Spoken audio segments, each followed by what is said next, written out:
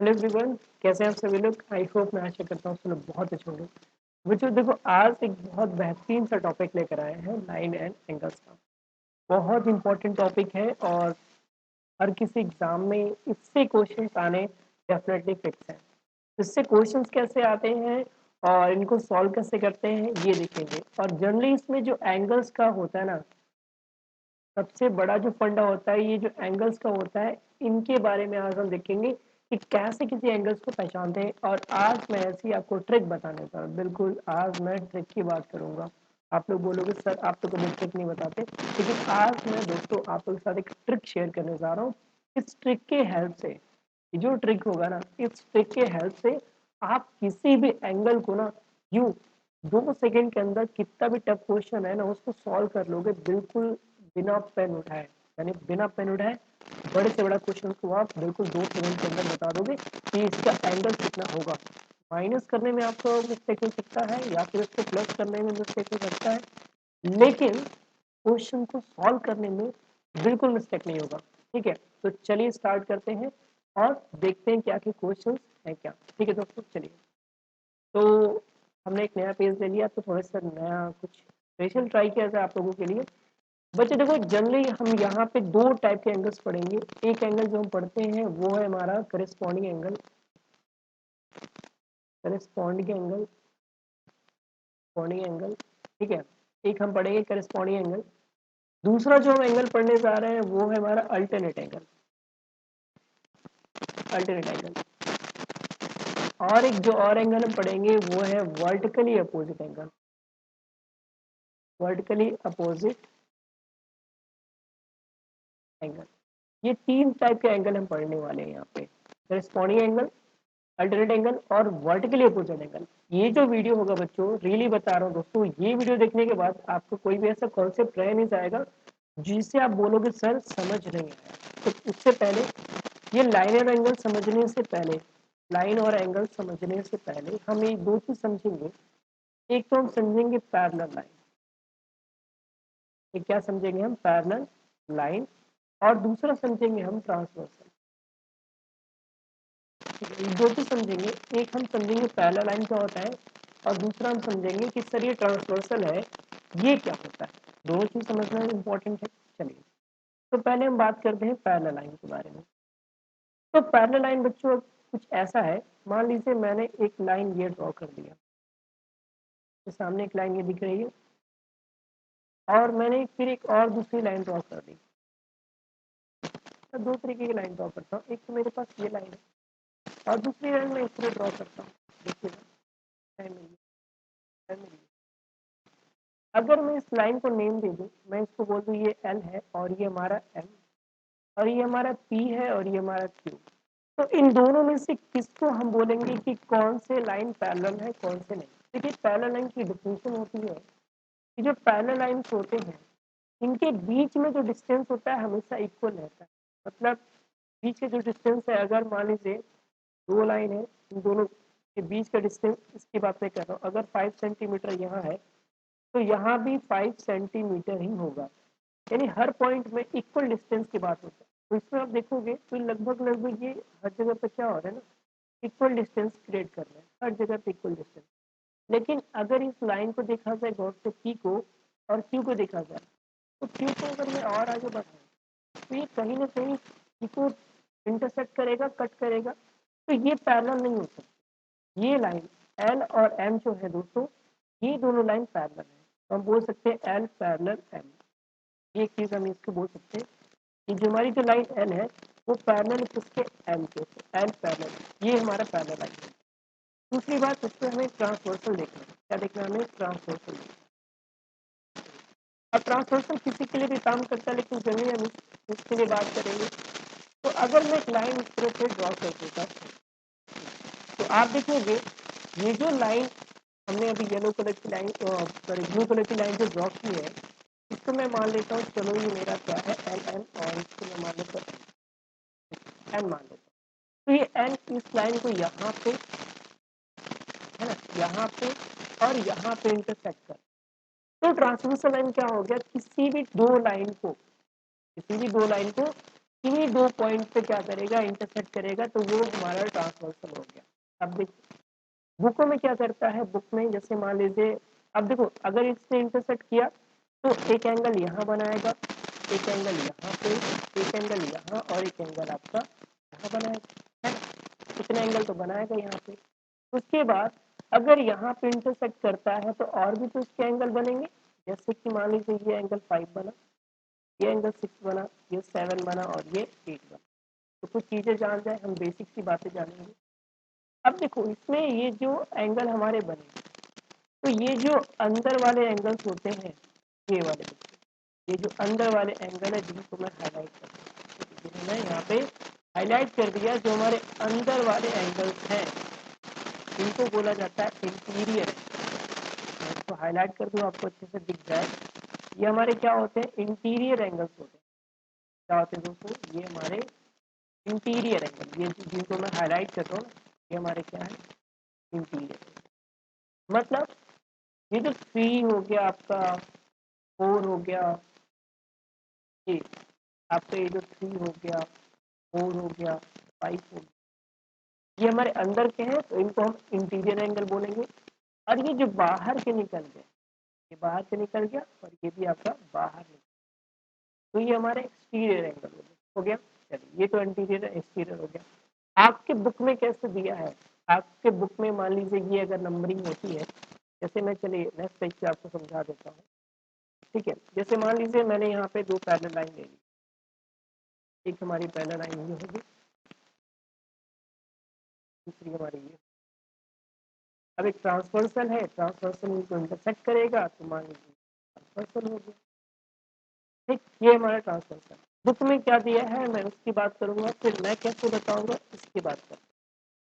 ठीक है दोस्तों, तो बुक में दिया हुआ है, जैसे मान लीजिए इसको 1 दे दिया, 2, 3 और 4, फिर ये आपका ये 5 हो गया, 6 हो गया, 7 हो गया, 8। यहाँ पे बोल दिया ठीक है भाई, करेस्पॉन्डिंग एंगल, करेस्पॉन्डिंग एंगल की बात करें, उसने हिसाब से बोला कि एंगल 2 जो है एंगल 6 के बराबर है। ठीक है, एंगल 3 जो है एंगल 7 के बराबर है। और क्या बोल दिया, एंगल 1 जो है एंगल 5 के बराबर है। और ये एंगल दिखा दे, एंगल 4 जो है एंगल 8 के बराबर है। ये करेस्पॉन्डिंग एंगल हो गए, क्या हो गए आपके, करेस्पॉन्डिंग एंगल हो गए। फिर बोलता है alternate angle, alternate angle, alternate angle के लिए क्या बोलता है, सिंपली यहाँ बोलेगा, क्या बोलेगा भाई कि आपका जो एंगल 4 है वो एंगल 6 के इक्वल है, एंगल 3 जो है वो एंगल एंगल 3 जो है एंगल आपके 5 के इक्वल है। इस तरह से बोल देते हैं। लेकिन सबसे बड़ा कॉन्सेप्ट ये आता है, अगर इस नंबर के अकॉर्डिंग हमने इसको लर्न कर लिया, है ना, इस नंबर के अकॉर्डिंग हमने इसको लर्न कर लिया, इन केस मेरे बच्चों मान लो आपको एक नया फिगर ड्रॉ करके बताता हूँ। मान लीजिए आपका ये रहा और ये आपका हो गया, ठीक है। अब यहाँ पे नंबरिंग चेंज हो जाए, मतलब 1 हम यहाँ से शुरू कर दें, 2, 3, 4, तो अब ये कॉन्सेप्ट बिल्कुल गलत हो गया ना, फिर तो हमारा ये कॉन्सेप्ट गलत हो गया। तो इस तरह चीजें हम लर्न न करके हम चीजें सीखेंगे कि आखिर ये करेस्पॉन्डिंग एंगल होते कैसे हैं और ये अल्टरनेट एंगल होते कैसे हैं। आई नो वीडियो थोड़ी सी बड़ी हो रही है, लेकिन थोड़ा सा पेशेंस बना के रखना बच्चों, रियली बता रहा हूँ। ये अल्टरनेट और करेस्पॉन्डिंग एंगल का कॉन्सेप्ट बिल्कुल खत्म हो जाएगा। आप किसी भी एग्जाम को दो, चाहे एसएससी एग्जाम दो, चाहे आप रेलवे का एग्जाम दो, चाहे आप टेट का एग्जाम दीजिए, चाहे आप स्कूल के लिए प्रिपेयर हो रहे हैं, लाइन एंड इंग्लिश के ऊपर रहे हो, ये क्वेश्चन आपके कहीं गलत नहीं होंगे। देख लेना, अभी मैं आज इंट्रोडक्शन करा दे रहा हूँ, कल क्वेश्चन भी करा दूंगा, एक भी क्वेश्चन आपके गलत नहीं होने वाले। ठीक है, चलिए आगे बच्चे बात करते हैं टॉपिक पे। और जो हमारा पहला टॉपिक है हम उसको लेंगे, पहले इस बात एक सिंपल सा टॉपिक लेते हैं, वर्टिकली अपोजिट एंगल। बहुत ईजी है, वर्टिकली अपोजिट एंगल। ठीक है, सिंपल से टॉपिक उठाते हैं, वर्टिकली अपोजिट एंगल। तो वर्टिकली अपोजिट एंगल के लिए बात की जाए तो अगर मैं दो ट्रांसवर्सल यहाँ ले लेता हूँ, मान लो पहला ट्रांसवर्सल मेरा ये रहा और दूसरा ट्रांसवर्सल मेरा, और इनको इंटरसेक्ट करेगा एक नया ट्रांसवर्सल, दो पैरेलल लाइन और ये मेरा ट्रांसवर्सल।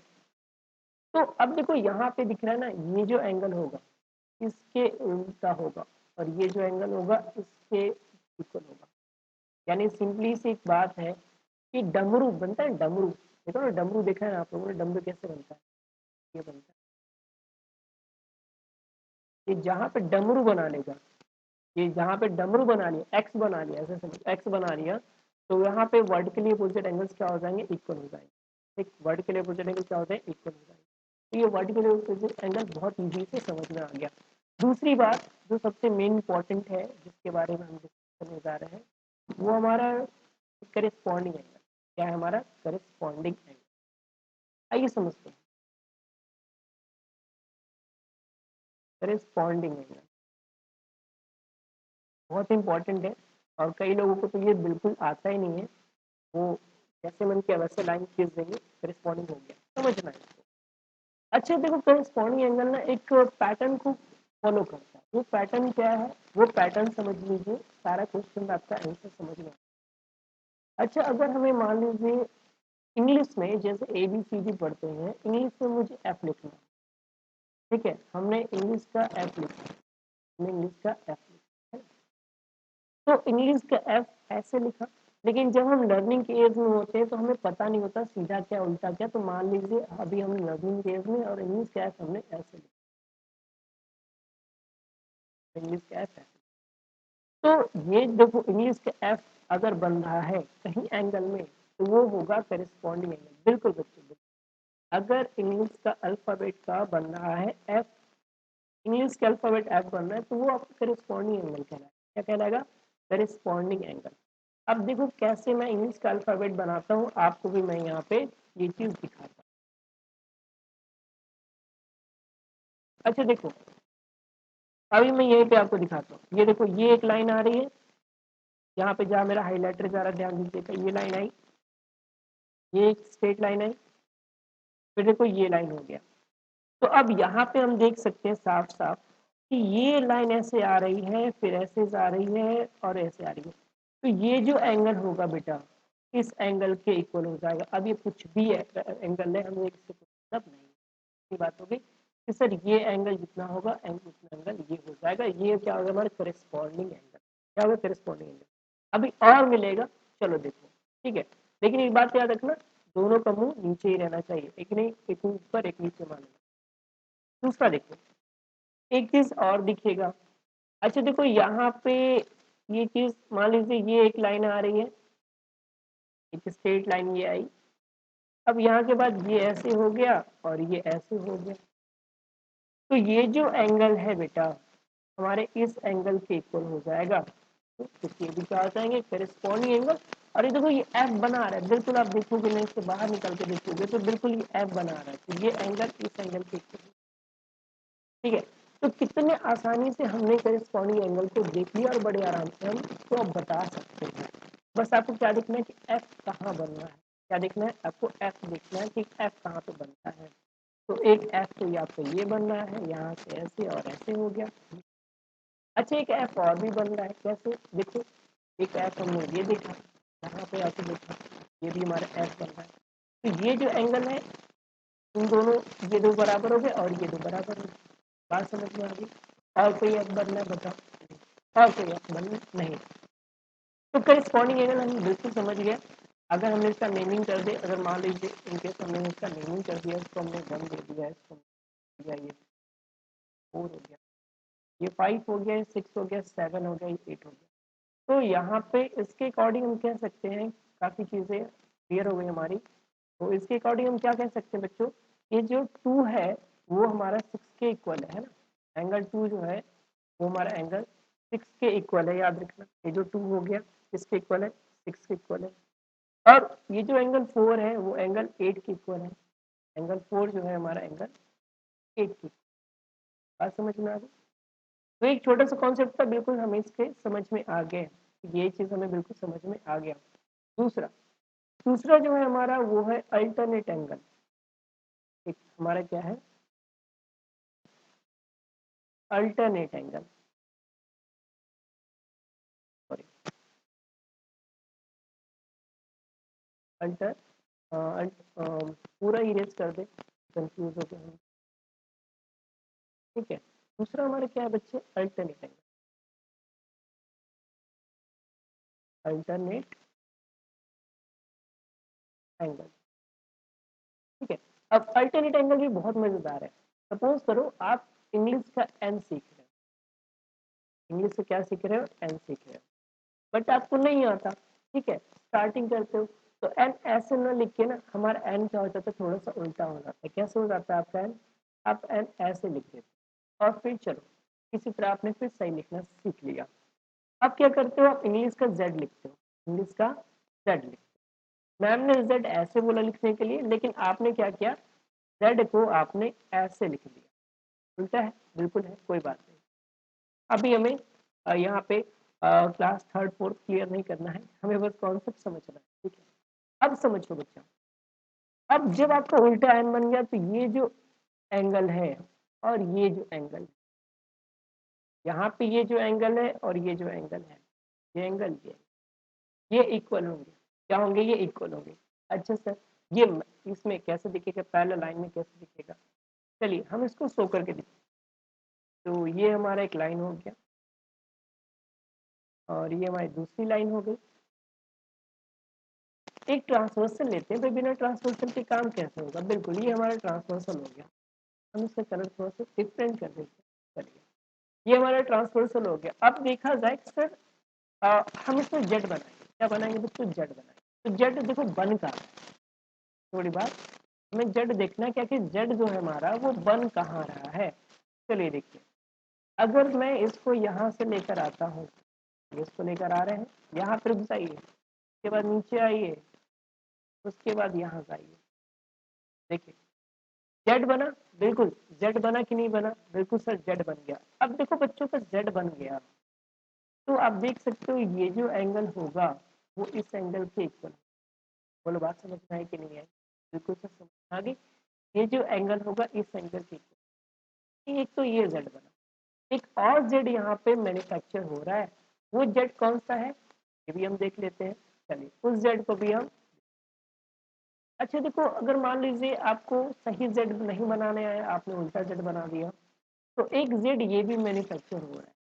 थोड़ा सा अभी जैसे स्टार्टिंग होती है बच्चों की, वो चीजें थोड़ा सा सही नहीं सीख पाते, तो देखो ये भी एक जेड मैन्युफैक्चर हो रहा है। आपकी इच्छा तो नहीं है, लेकिन बच्चे ने कोशिश की है अच्छा बनाने की, तो ये भी एक जेड मैन्युफैक्चर हुआ। तो अब जो ये वाला एंगल होगा, समझिएगा, अब जो दोस्तों ये वाला जो हमारा एंगल होगा, वो एंगल इस एंगल से, समझ में आई बात।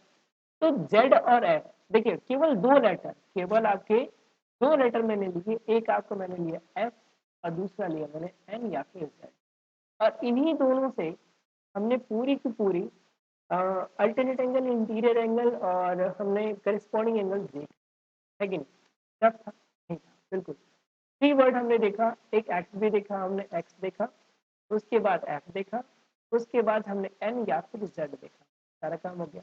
अच्छा एक बात आपके माइंड में आ सकता है, सर एक्स से तो समझ में आया, एफ से समझ में आया, जेड से समझ आया, लेकिन एन नहीं बताया आपने। कोई बात नहीं दोस्तों, चलो एन भी देख लेते हैं।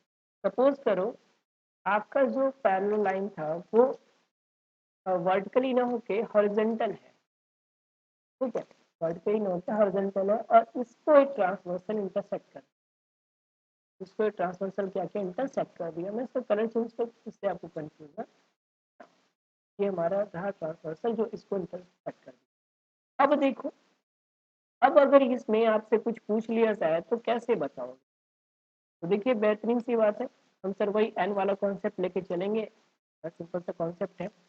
तो मान लीजिए आपको एन, मैम ने बोला एन लिखने के लिए, तो आपने एन लिखना स्टार्ट किया, आप ये बिल्कुल ऐसे ले गए, फिर ऐसे ले आए और फिर ऐसे ले गए, एन बन गया कि नहीं बन गया। बस ये ब्लू वाली लाइन को ध्यान देना, सॉरी येलो वाली लाइन, तो येली वाली लाइन को अगर हम ध्यान दें तो यहाँ से हमारा एन मैन्युफैक्चर हो रहा है, एन हमारा मैन्युफैक्चर हो रहा है, तो ये जो एंगल होगा वो इस एंगल के इक्वल हो जाएगा।